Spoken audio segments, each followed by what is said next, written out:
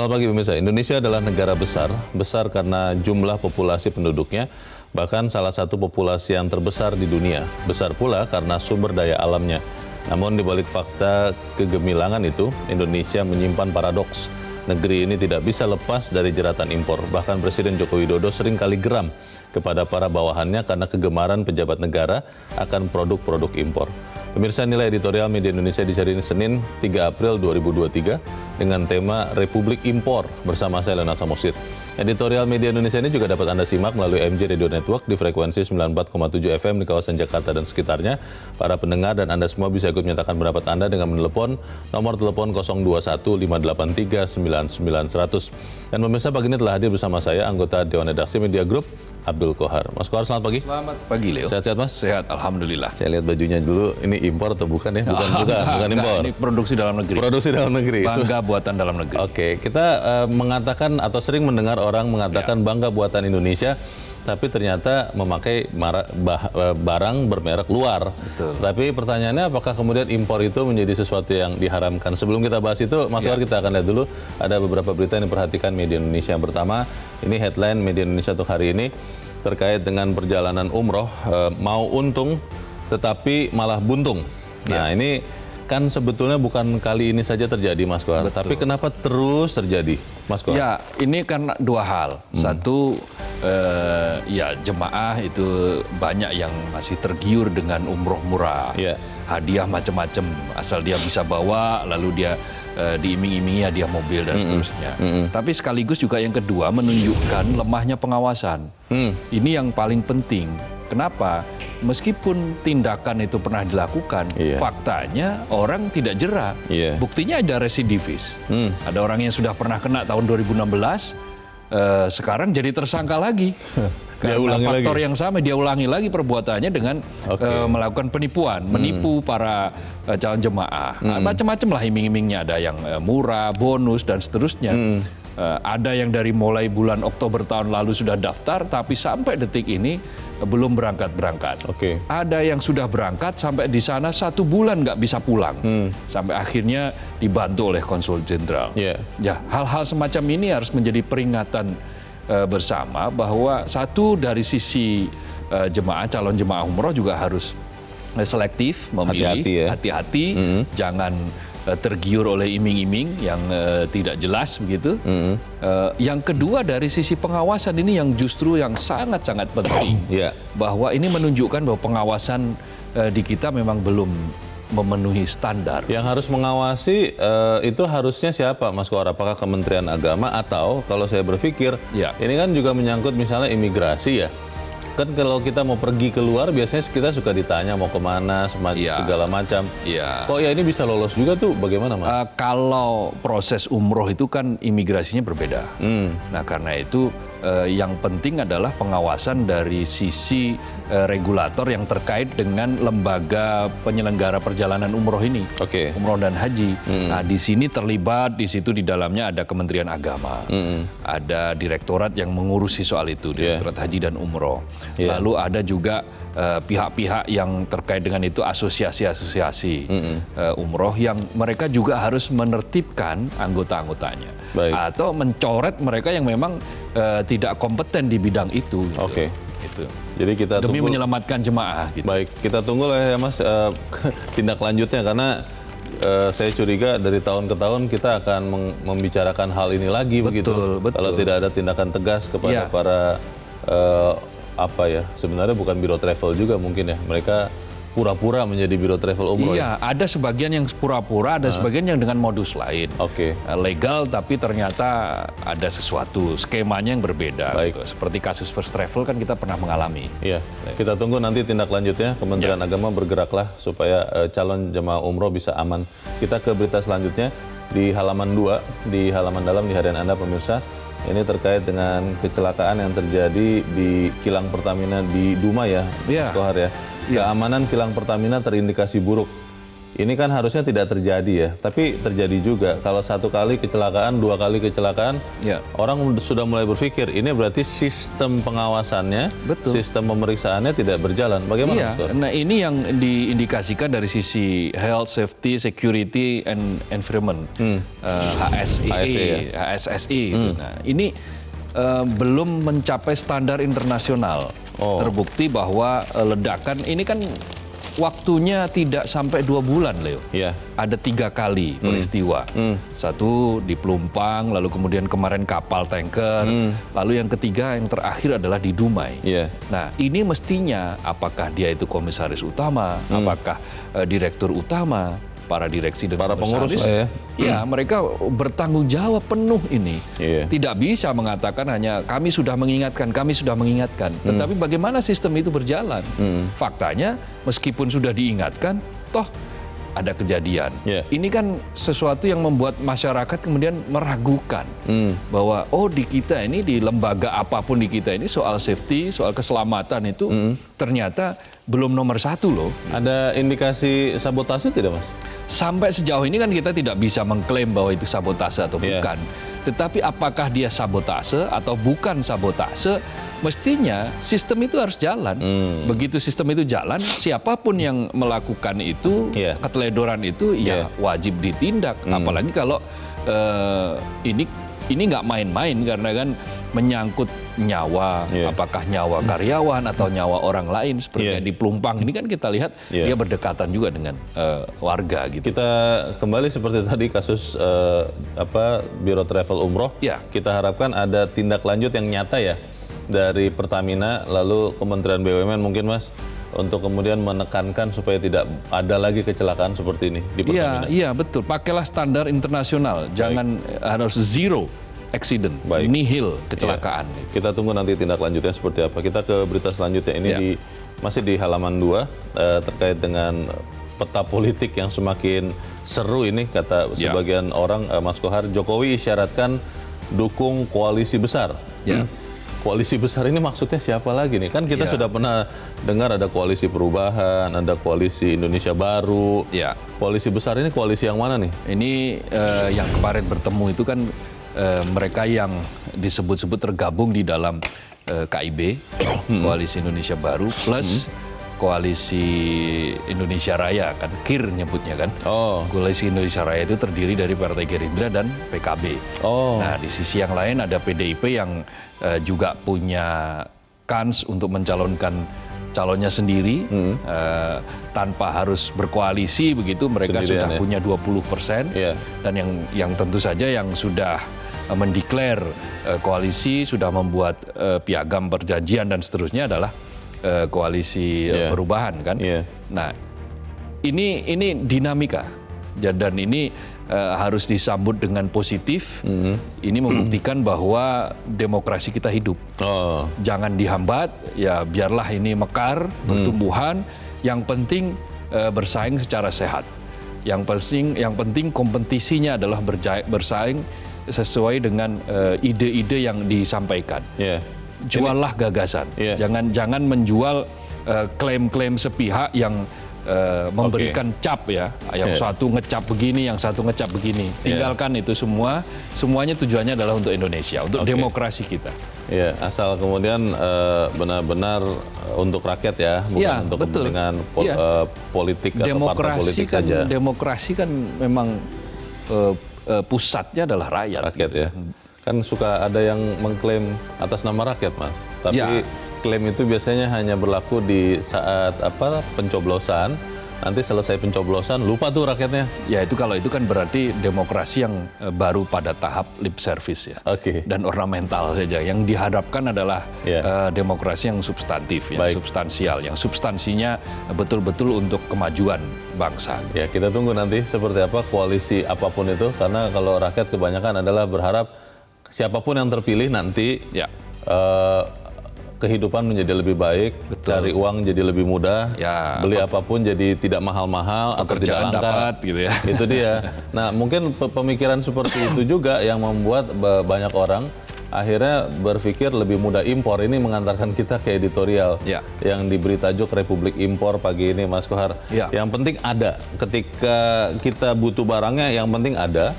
Tidak penting yang membuat itu kita sendiri atau itu buatan dari luar negeri. Bagaimana, Mas Kohar? Kita ini kan sebetulnya melalui kemerdekaan, kita sudah diajarkan oleh para founding fathers untuk memiliki mimpi. Salah satu mimpi yang diinginkan itu adalah kemandirian.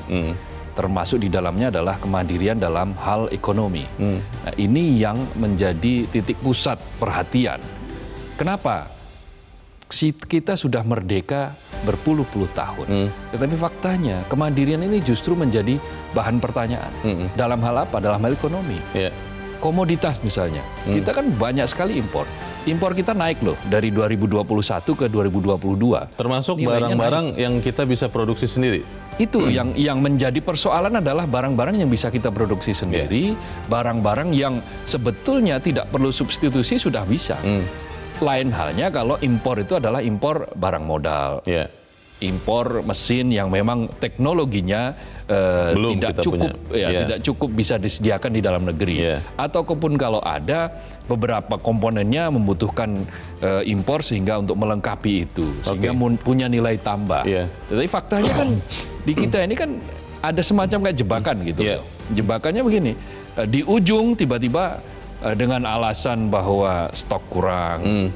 Tiba-tiba impor. Pragmatis lah ya? Ya, lebih kepada pragmatis dan ini data ini, persoalan data yang masih selalu simpang siur. Bahkan ada yang curiga bahwa ya ini sengaja dibuat simpang siur terus, nggak ada kejelasan. Sehingga keran impor terus tetap dibuka. Mas Kohar, ada yang bilang begini, sebenarnya apapun barangnya, dimanapun kementerian atau lembaganya, sebetulnya impor dilakukan karena ada rente yang dinikmati oleh para pengimpor dan itu tidak akan bisa didapat kalau menggunakan barang buatan sendiri. Apa benar begitu atau tidak, kita akan bahas ya Mas Kohar. Dan inilah editorial Media Indonesia untuk hari ini, Senin 3 April 2023, Republik Impor.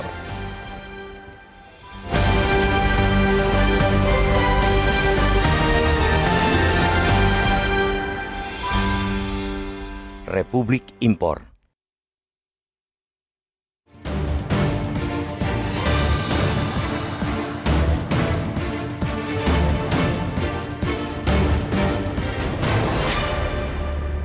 Indonesia ialah negara besar. Besar karena populasi penduduk bahkan salah satu populasi terbesar di dunia. Besar pula karena sumber daya alam. Indonesia pun tak pernah kekurangan orang pintar. Tokoh besar dari bumi pertiwi pun hadir dalam sejumlah momen bersejarah di dunia seperti Bung Karno. Selanjutnya, di masa kekinian, acap kali sejumlah tokoh dari Indonesia dinobatkan sebagai salah seorang yang berpengaruh di dunia, seperti Menteri Keuangan Sri Mulyani Indrawati. Namun di balik fakta kegemilangan tersebut, Indonesia menyimpan paradoks. Negeri yang subur dengan tongkat kayu menjadi tanaman, seperti dikatakan Kus Plus, Indonesia tak bisa lepas dari jeratan impor sejak Orde Baru hingga pasca reformasi sampai saat ini. Presiden Joko Widodo yang sudah 2 kali berkuasa seringkali marah kepada bawahannya dalam berbagai kesempatan terkait kegemaran negara yang dipimpinnya akan produk-produk impor. Kebesaran Indonesia sebagai sebuah negara dalam berbagai hal seolah tak berdampak. Kebesaran yang hanya di atas kertas. Faktanya, kita akan mengalami krisis pangan jika tidak impor beras, daging, kedelai, gula, dan sebagainya. Sementara Presiden Jokowi hampir setiap pekan panen raya di mana-mana. Kebutuhan tinggi seperti masa Ramadan dan jelang Lebaran ditambah cuaca buruk membuat stok semakin menipis. Sehingga untuk menyelamatkannya dengan jurus cespleng, yakni impor. Rencananya, Indonesia akan mengimpor beras sebanyak 2 juta ton sampai akhir tahun 2023 untuk cadangan beras pemerintah. Setali 3 uang, Badan Pangan Nasional juga memerintahkan Bulog dan ID Food untuk mengimpor daging sapi, kerbau, dan gula kristal. Tak hanya untuk kesediaan Ramadan, tetapi juga untuk pengendalian inflasi. Tak hanya perkara perut, Indonesia juga mengimpor kebutuhan untuk pertahanan dalam negeri, seperti alat utama sistem senjata atau alutsista, peluru, seragam, hingga sepatu untuk prajurit TNI. Hal ini membuat Presiden Jokowi berang. Menurutnya, jika di dalam negeri tak bisa memproduksinya, diperkenankan impor, seperti alutsista atau peralatan tempur yang berteknologi tinggi. Indonesia sudah memiliki PT Pindad Persero, perusahaan BUMN yang bergerak pada industri pertahanan seperti membuat kebutuhan produk-produk militer dan komersial. Masalah importasi yang menyita perhatian publik ialah rencana importasi kereta api bekas dari Jepang. PT Kereta Komuter Indonesia atau KCI akan mengimpor kereta bekas dan komponen kereta dari negeri matahari terbit. Alasannya, jumlah penumpang terus mengalami peningkatan kapasitas penumpang. Pada tahun ini, KCI membutuhkan 10 rangkaian kereta pada tahun ini dan 12 rangkaian kereta pada 2024 untuk menggantikan rangkaian kereta yang akan pensiun. KCI sendiri sudah menaikkan kontrak pengadaan 16 train set KRL baru produksi PT Industri Kereta Api Persero senilai 3,8 triliun rupiah. Namun pesanan itu baru bisa dipenuhi pada 2025. Gayung tak bersambut. Rencana KCI akan mengimpor kereta bekas ditolak Kementerian Perindustrian. Pasalnya, PT Inka sudah bisa memproduksinya. Polemik rencana importasi kereta bekas dari sementara terhenti karena kepastian importasi menunggu audit dari Badan Pengawas Keuangan dan Pembangunan atau BPKP. Kegemaran importasi berbagai kebutuhan bangsa ini hendaknya dievaluasi secara menyeluruh. Terlebih lagi, seringkali terjadi polemik antar instansi pemerintah sendiri, seperti dalam importasi beras polemik antara Kementerian Pertanian dan Bulog, serta importasi kereta bekas antara PT KCI dan Kemenperin.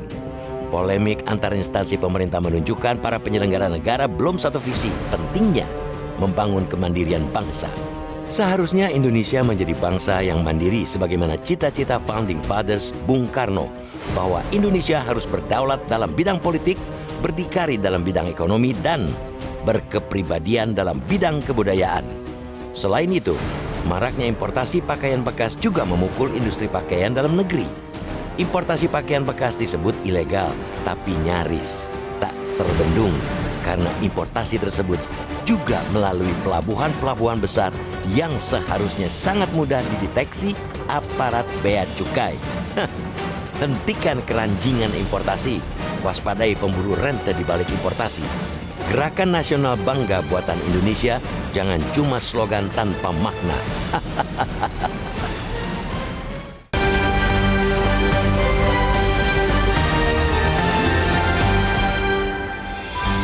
Di bagian berikut Anda bisa ikut menyatakan pendapat Anda, pemirsa. Untuk saat ini, tetaplah bersama kami.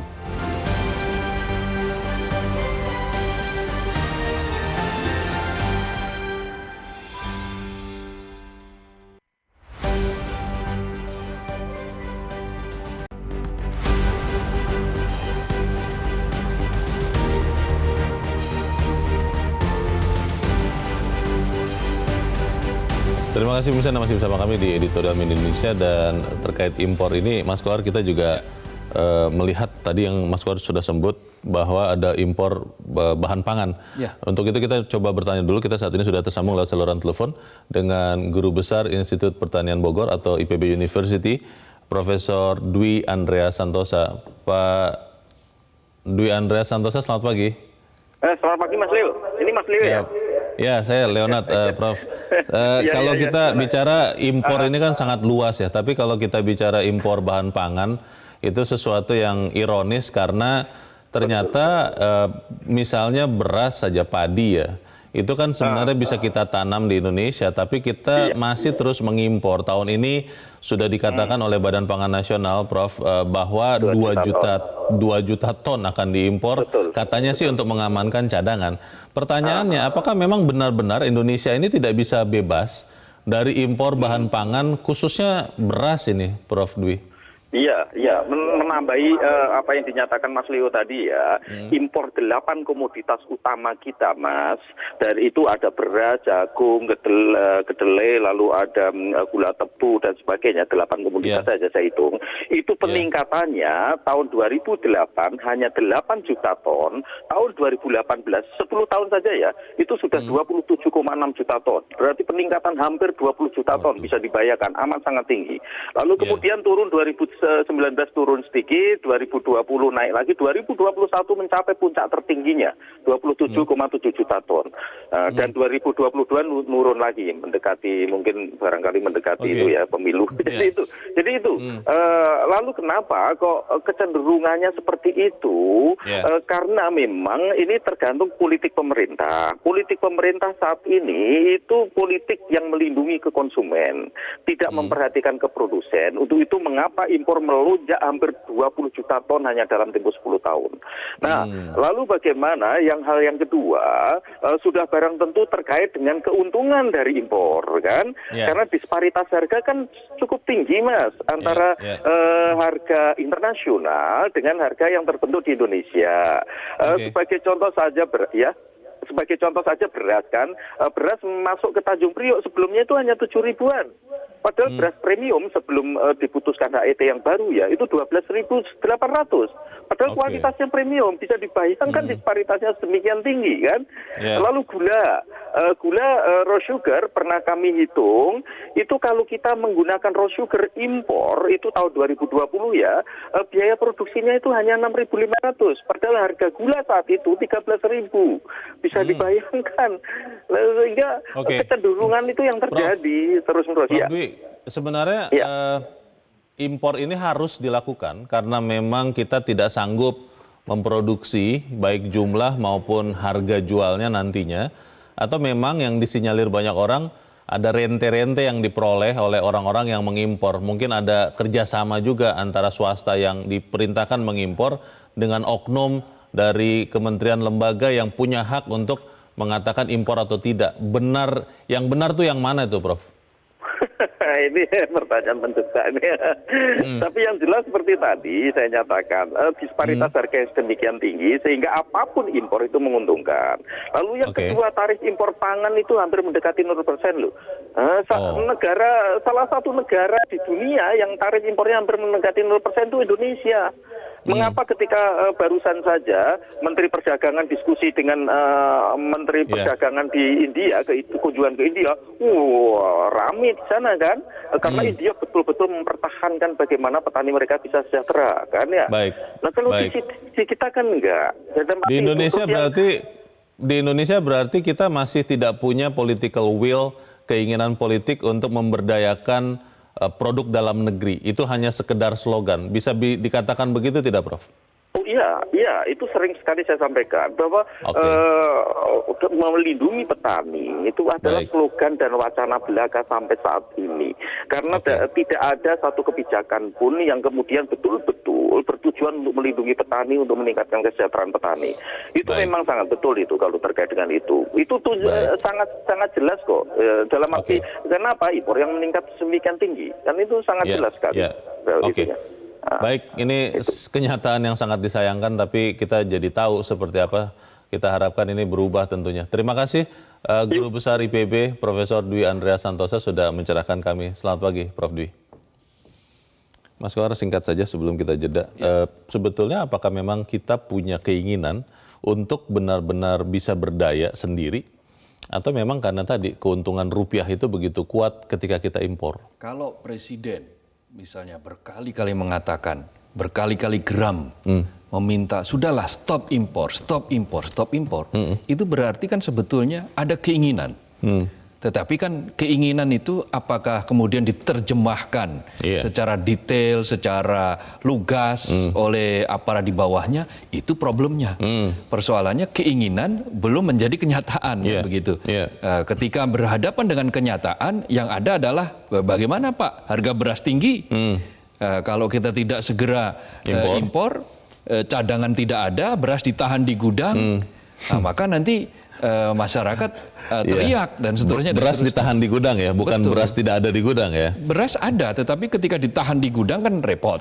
Ada beberapa yang memainkan itu, kemudian harga bisa tinggi. Nah kalau sudah begini kan problem ini. Problem artinya apa? Tindakan terhadap para pelaku yang menyalahi, yang menimbun barang dan seterusnya, itu tidak efektif. Pertanyaannya Mas Kohar, apakah memang benar orang-orang ini tidak bisa diberantas ya. Maksud saya orang-orang yang suka impor karena ada vested interest, ada pribadi, keuntungan pribadi yang diperoleh, atau memang bisa diberantas harusnya? Ya seharusnya bisa. Faktanya kita pernah pada periode tahun-tahun 2017 sampai 2019 setidak-tidaknya ya Satgas yang waktu itu berjalan itu bisa kok menindak para penimbun, menindak efektif melakukan itu. Nah kalau sekarang itu sepertinya sporadis.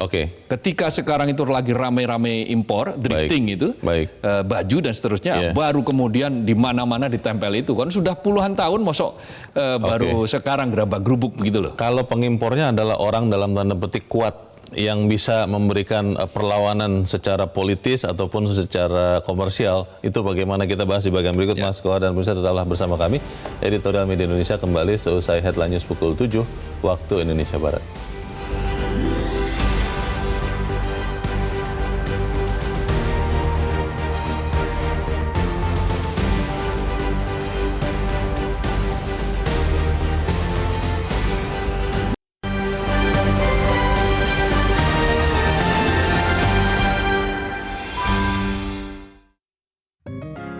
Media Indonesia mengajak Anda untuk mengakses fitur premium e-paper. Dengan sajian konten berbasis intelektual dan meneguhkan kebangsaan, Media Indonesia tampil dengan lebih dinamis melalui e-paper Media Indonesia yang dapat Anda akses kapan saja, di mana saja. Caranya mudah, download aplikasi Media Indonesia di Android atau ketik link e-paper.mediaindonesia.com atau bisa scan QR Code pada layar kaca Anda. Klik tab e-paper di bagian samping layar tablet Anda. Daftarkan data diri, serta pilih paket berlangganan e-paper Media Indonesia sesuai dengan kebutuhan Anda. Nikmati juga bonus spesial tambahan 4 halaman rubrik fokus setiap hari. Semua bisa Anda dapatkan hanya di e-paper Media Indonesia. Untuk informasi lebih lanjut, hubungi customer service di nomor 0811 1201 2018 atau kunjungi media sosial @mediaindonesia. Media Indonesia, referensi bangsa.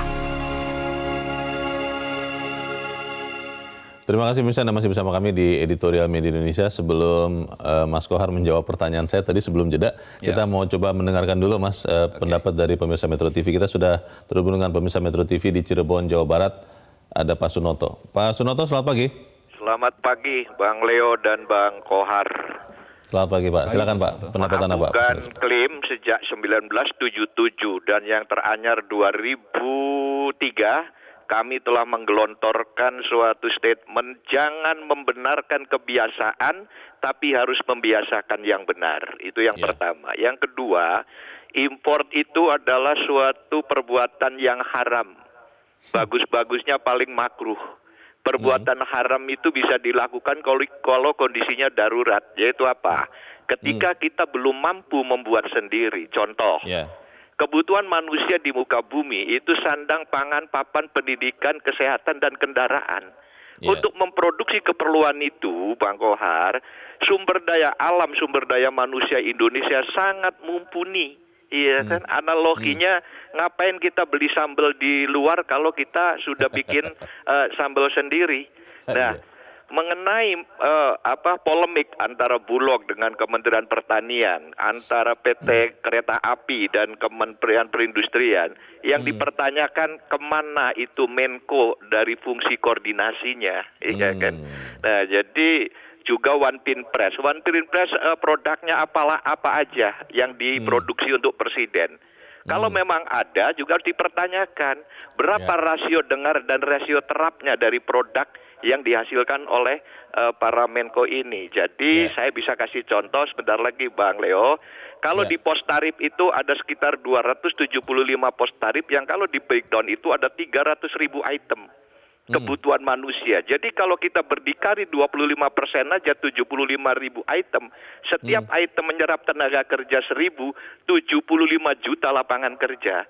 Ditambah anak dan istrinya 3, jadi kali 4, 300 juta jiwa akan terselamatkan. Nah, pemikiran sebenarnya Pak, ini kita tidak mampu membuat atau memang kita lebih senang impor karena ada rente yang didapatkan oknum-oknum yang terlibat. Menurut Iya. Anda bagaimana, Pak? Ngapain kita menindabohkan para pemburu rente? Yang harus kita senangkan itu adalah rakyat, Bang Leo. Iya kan? Jadi seperti kemakmuran itu adalah untuk rakyat, bukan pemburu rente. Yang berikutnya adalah ada korupsi pemahaman dulu bahwa kemandirian pangan diterjemahkannya kemandirian beras. Mestinya kemandirian pangan itu diterjemahkan adalah misalnya orang Madura biasa makan jagung, jagungnya harus berkecukupan baik kualitas maupun kuantitasnya.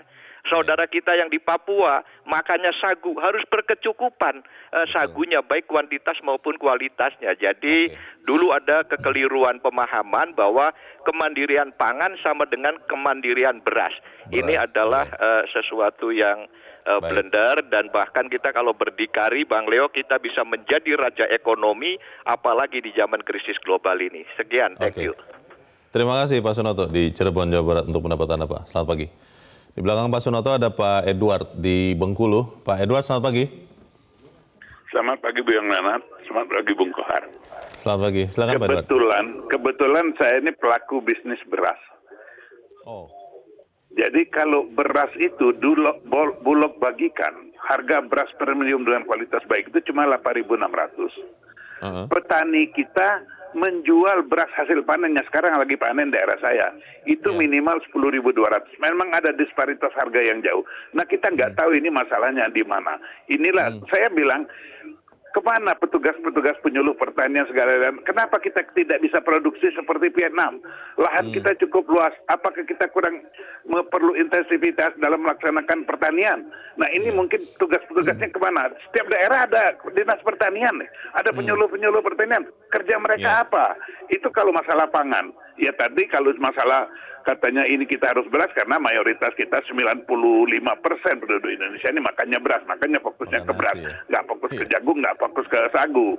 Jadi beras itu saya kasih gambaran, Bulog itu membagikan beras impor itu 8.600 perak. Petani kami di lokal ini 10.200 mau jual beras, ya nggak laku lah beras mereka. Nah ini yang kita pertanyakan, kenapa mereka jauh lebih murah? Apakah mereka itu betul-betul efisien dalam melaksanakan pertanian, efektif dalam melaksanakan pertanian? Nah ini perlu dikaji. Saya yakin bahwa sumber daya manusia kita luar biasa. Itu yang pertama. Yang kedua, sekarang ini kan Presiden sudah menggaungkan bahwa kita harus memanfaatkan produk-produk dalam negeri. Nah, kita tidak bisa mungkiri bahwa banyak orang-orang ini kesempatan karena memang beras kita kosong.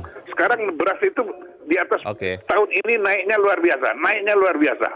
Nah, impor-impor ya seperti tadi KCI yang sudah mau mengimpor itu keterlaluan.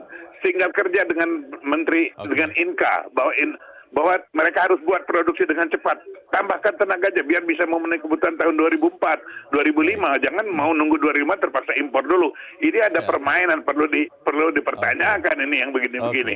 Ya, mudah-mudahan kita sadar bahwa dengan impor bahwa kita banyak membuang devisa ke luar negeri. Mudah-mudahan kita tidak krisis devisa. Terima kasih. Terima kasih Pak Edward di Bengkulu untuk pendapat Anda, Pak. Selamat pagi. Di belakang Pak Edward ada Pak Yunus Luat di Kalimantan Utara. Pak Yunus, selamat pagi.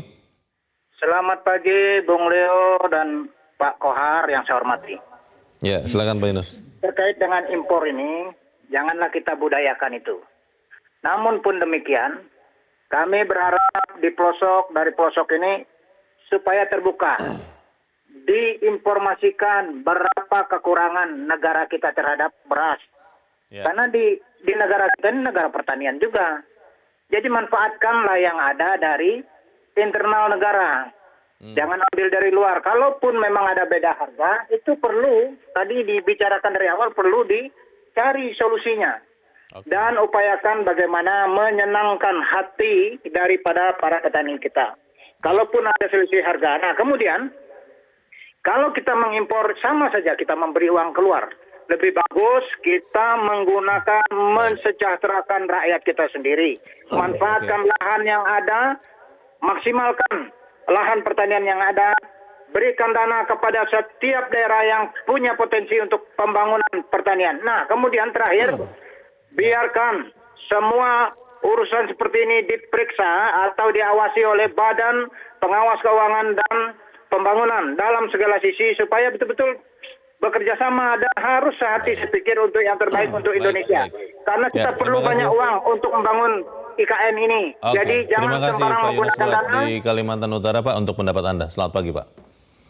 Ini kembali lagi Mas Kohar, tadi dikatakan oleh Pak Sunoto bahwa sebetulnya karena kita mungkin sudah biasa mengimpor, jadi kita anggap itu benar. Ya. Kita tidak mau repot untuk mencari tahu sebetulnya kita bisa memproduksi sendiri atau tidak. Bagaimana Mas? Roadmap itu kan sebetulnya sudah dibikin. Setiap lembaga, setiap kementerian, setiap departemen itu memiliki roadmap, memiliki peta jalan bagaimana untuk mencapai tahap tertentu misalnya.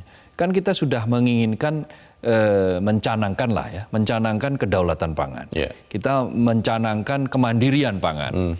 Nah, untuk mencapai seperti itu kan pasti ada petanya. Peta jalannya sudah jelas. Nah, ikuti saja itu peta itu. Kenapa? Nah, kalau memang yang terjadi misalnya tadi ada Pak Edward mengatakan harga petani lebih tinggi daripada harga beras impor dari Bulog ya, yang diimpor oleh Bulog. Nah, mengapa bisa seperti itu? Itu persis sama yang dikatakan tadi oleh Pak Profesor Dwi tadi, yang mengatakan bahwa memang keberpihakan. Keberpihakannya belum kepada produsen. Kita tidak perlu mendikotomikan antara produsen dan konsumen. Kita ini nanti akan terus berdebat soal itu seperti kayak perdebatan ayam dan telur. Nah, yang paling penting adalah ada upaya. Lihatlah Cina. Tiongkok, lihatlah Korea. Mengapa industri mereka itu bisa maju? Mengapa pertanian mereka itu bisa maju? Pangan di Vietnam misalnya, di Thailand, pertanian bisa maju. Karena memang ada campur tangan pemerintah yang kuat ya, yang pada tahap tertentu itu memang dibutuhkan. Kita ini bukan negara dengan sistem ekonomi yang betul-betul liberal loh. Kita kapitalis bukan. Betul. Dalam hal tertentu bukan pasar bebas murni. Dalam hal tertentu ada pihak-pihak yang memang harus dilindungi. Industri-industri yang dipandang strategis dan dia menjadi pilar bagi masyarakat banyak, termasuk di dalamnya misalnya pangan, itu harus dilindungi. Beberapa saat yang lalu di forum ini kan kita berbicara tentang badai PHK di pabrik tekstil. Nah, lalu kemudian ada dari asosiasi tekstil yang mengatakan bahwa kami ini sebetulnya siap untuk bersaing loh di dalam negeri. Ketika pasar ekspor lagi jenuh, kan Leo bertanya, kenapa tidak dijual saja di dalam negeri? Nah, dijual di dalam negeri kami harus bersaing dengan pakaian bekas impor. Yang di situ ada yang disebut Spanyol lah, separuh nyolong itu kan, antara separuh ilegal. Seolah-olah legal padahal sebetulnya fully tidak legal, penuh tidak legal. Nah, pada titik itu kan berarti ada pihak-pihak yang bermain di situ. Ada pihak-pihak yang memang tidak menghendaki bahwa importasi ini berhenti di situ saja, berhenti sekarang juga gitu. Beberapa pihak masih tadi yang Leo sebut sebagai pemburu rente. Nah, ini yang mestinya negara harus hadir. Mas Kohar, negara harus menunjukkan dirinya bahwa dia tidak boleh kalah. Presiden Jokowi kan berkali-kali geram. Tadi Mas Kohar juga sudah sempat sebut itu ya. Betul. Tapi kan geram saja kalau kemudian tidak membuat perubahan, ya tidak ada gunanya. Mungkin lebih baik tidak usah geram sama sekali gitu kan. Kalau kita lihat tidak ada yang berubah. Contoh misalnya impor pakaian bekas. Dibakar di sana, di sini, di sana, di sini, tapi tetap ada loh itu. Dan tetap banyak menjelang apalagi hari raya ini banyak orang yang membutuhkan. Artinya, apakah memang kemudian pemerintahnya ini tidak efektif lagi? Presiden Joko Widodo geramnya itu, marahnya itu tidak efektif. Apalagi kalau kemudian berhadap-hadapan dengan orang-orang yang dalam tanda petik juga punya kekuatan politis. Untuk tidak serta-merta mematuhi perintahnya. Bagaimana Mas? Ya, mestinya tidak bisa seperti itu. Aturan, kemudian regulasi, aparat, itu kan sudah ada semua. Harusnya. Negara itu sudah punya alat, negara sudah punya aturan, tinggal menegakkan aturan, menggunakan alat, dan tidak harus menunggu rame dulu di pemberitaan maupun di media sosial, media massa maupun media sosial. Nah, beberapa kasus yang terjadi akhir-akhir ini kan karena respon sporadis, respon sesaat karena ada ramai di media massa dan media sosial. Nah, hal-hal semacam ini tidak akan pernah efektif kalau tidak by design. Jadi menjalankan segala sesuatu itu harus by design dengan apa? Sistem. dengan menggunakan sistem yang pas, menggunakan sistem yang baik, geram, kemudian terus-menerus menggaungkan anti impor untuk barang-barang yang memang sudah tersedia di dalam negeri penting itu sebagai pengingat. Tetapi yang jauh lebih penting adalah tindakan. Bagaimana eksekusi di lapangan. Tindakan seperti apa yang akan kita lihat? Misalnya katakanlah ketika Presiden geram ketika ada impor sepatu sepatu militer katanya begitu. Kan itu sudah kita bisa buat sendiri. Tapi kalau geram tapi tidak ada tindakan yang sederhana misalnya batalkan order, pasok dengan produksi dalam negeri. Itu tidak ada, kan artinya kemudian ya kegeraman atau perintah itu jangan-jangan majal juga. Kita bahas di bagian berikut, Mas Kohar, dan bisa tetap bersama kami, Editorial Media Indonesia. Segera kembali.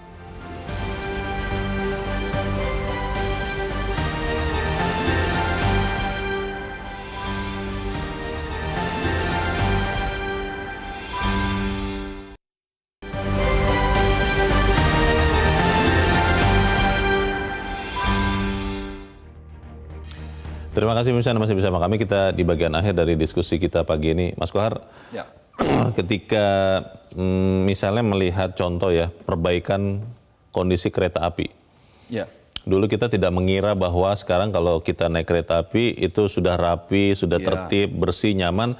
Dulu kita tidak pernah mengira bahwa bangsa kita bisa, tapi ternyata bisa. Ternyata bisa. Presiden Joko Widodo juga sudah banyak membangun banyak hal.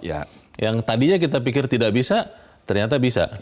Nah, tetapi soal impor ini, Mas, apakah ini akhirnya bertahan pada kenyataan bahwa ya sudah, kita ini memang bangsa yang suka impor, ya sudah, percuma juga kita bicara seperti ini, atau itu juga bisa berubah? Bisa berubah, harus ada koreksi besar-besaran. Data terakhir kan tahun 2022 kita impor sampai 237 miliar dolar. Itu naik 21% bila dibanding dengan tahun sebelumnya. Tahun sebelumnya juga lebih sedikit. Jadi tren itu menunjukkan kenaikan. Tidak menjadi soal kalau yang diimpor itu adalah sekali lagi adalah mesin-mesin yang memang teknologinya kita masih membutuhkan. Bahan pembantu bahan modal juga. Barang modal. Ya, misalnya mesin untuk membuat gula, produktivitas gula yang lebih efisien dan seterusnya.